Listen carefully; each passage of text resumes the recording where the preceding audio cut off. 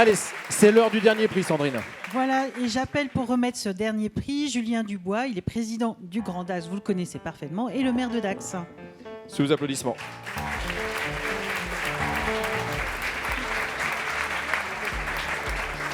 Bonsoir, monsieur Dubois. Bonsoir. Alors, ma première question, vous avez un territoire vraiment très, très beau. Vous avez un conseiller régional, départemental qui fait vraiment tout l'apanage de ce beau territoire. Mais le Grand Dax, aujourd'hui, comment elle accompagne les entreprises de son agglomération ? Déjà, le Grand Dax considère que l'attractivité économique, justement, le fait d'attirer des entreprises, de leur permettre de grandir sur le territoire, c'est essentiel. Le dynamisme économique, c'est ce qui fait la vitalité d'un territoire, c'est ce qui permet de créer des emplois. Bref, c'est ce qui permet de faire tout le reste.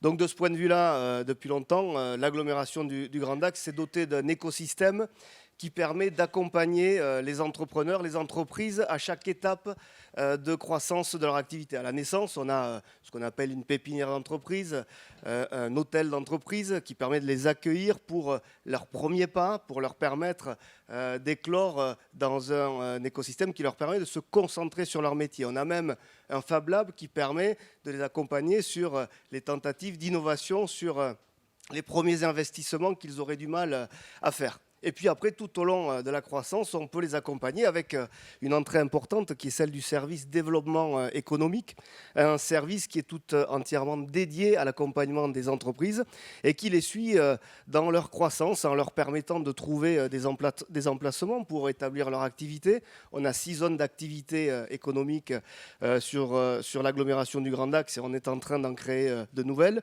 de les accompagner aussi dans leurs investissements, dans leurs différentes phases de croissance, avec des accompagnements financiers.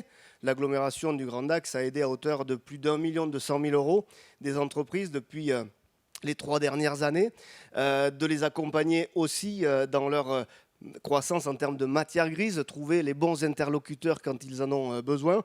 Bref, permettre à ces entrepreneurs de trouver sur le Grand Dax, en plus de l'attractivité naturelle qu'on connaît de notre territoire, permettre de trouver tous les ingrédients pour travailler. Et puis dans ces ingrédients-là, il y a aussi l'emploi.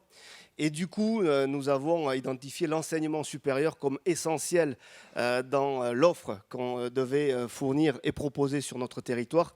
De ce point de vue-là, nous sommes aujourd'hui à 1500 étudiants sur le territoire du Grand Dax. L'ambition est d'aller beaucoup plus loin et de permettre de créer des filières de formation qui répondent aux besoins du territoire de nos entreprises, ce qui leur permet de monter en compétences, bref, d'avoir vraiment un écosystème complet qui permet à tout le monde de s'épanouir. Alors cet écosystème, j'imagine, fait que l'économie se porte bien dans le Grand Dax.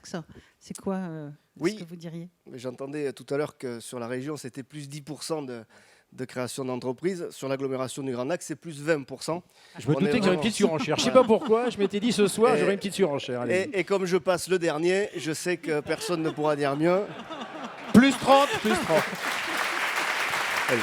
C'est l'avantage. Donc bien évidemment, oui, il y a une dynamique naturelle, il y a une attractivité de notre territoire. On a une gare TGV, on est bien desservi sur le plan des infrastructures. On a la fibre, le haut débit sur une grande partie du territoire, ce qui permet d'accueillir toutes ces entreprises. Exactement, oui, c'est d'actualité. Si vous voulez qu'on en parle, on peut le faire. Non, mais on peut avoir votre position. Peut-être pas ce soir. Mais ça peut durer. Donc voilà, à nous d'encadrer, de maîtriser cette attractivité, de choisir les activités que nous souhaitons dans l'intérêt de notre territoire et de ses habitants. Bref, tout ça est à l'œuvre et nous avons de beaux jours devant nous pour y travailler. Alors, on va regarder la start-up. Est-ce qu'elle est de votre territoire ? Si vous voulez bien nous révéler le nom de cette start-up qui a été lauréat ce soir. Il fait jouer le suspense. Ah. Alors effectivement... Le heureux hasard. Alors attendez, je n'en savais rien. On rappelle, non, on va être sérieux, le jury est totalement indépendant, je le rappelle. Merci de le préciser. C'est vrai. Donc le prix Start-up est attribué à Netiful. Voilà, et on accueille Richard Bécard.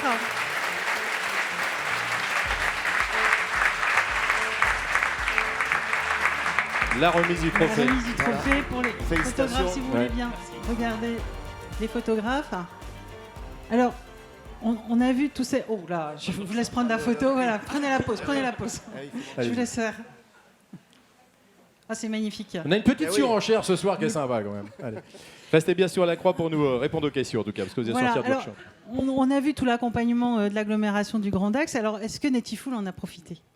Oui, évidemment, Netiful a bénéficié de l'accompagnement grâce à Pulseo. Vous avez le droit de faire ce que vous voulez quand même. Hein, c'est pas... Et donc, effectivement, c'est une excellente structure pour lancer des projets technologiques avec une équipe qui est là pour nous accompagner et pouvoir amener à terme nos projets.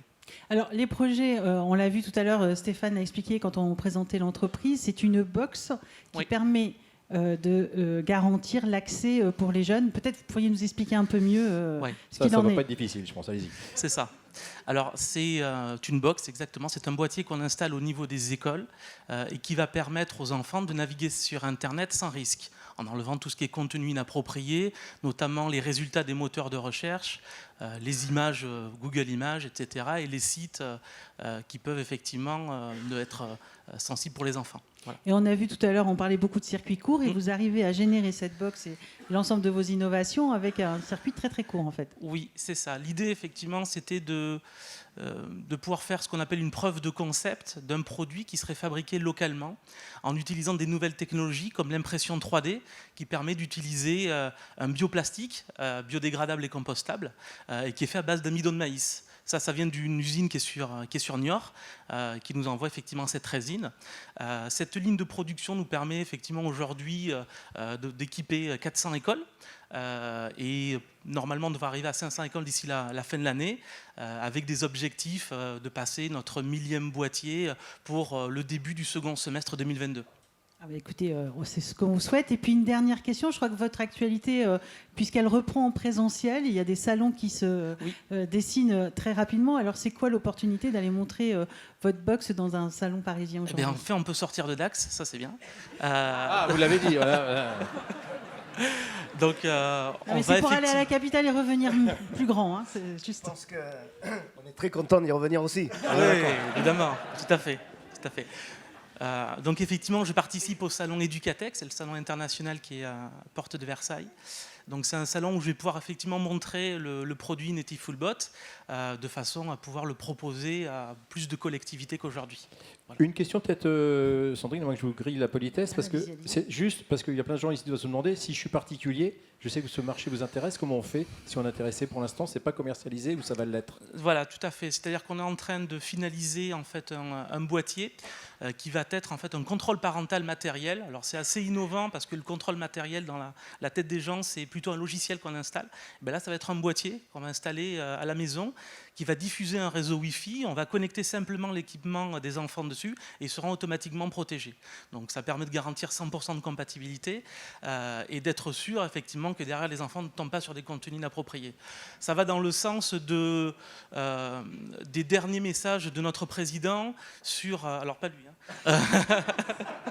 On a eu que des présidents ce soir, alors lequel? Donc le président de la République sur effectivement le contrôle parental par défaut, effectivement sur lesquels c'est un combat très compliqué, sur lesquels les opérateurs jouent pas le jeu, les réseaux sociaux non plus, et donc j'espère avec ma solution pouvoir amener une partie de la solution. Voilà. Écoutez, on peut que saluer votre initiative. Encore bravo. Merci. Merci pour votre humour, merci beaucoup.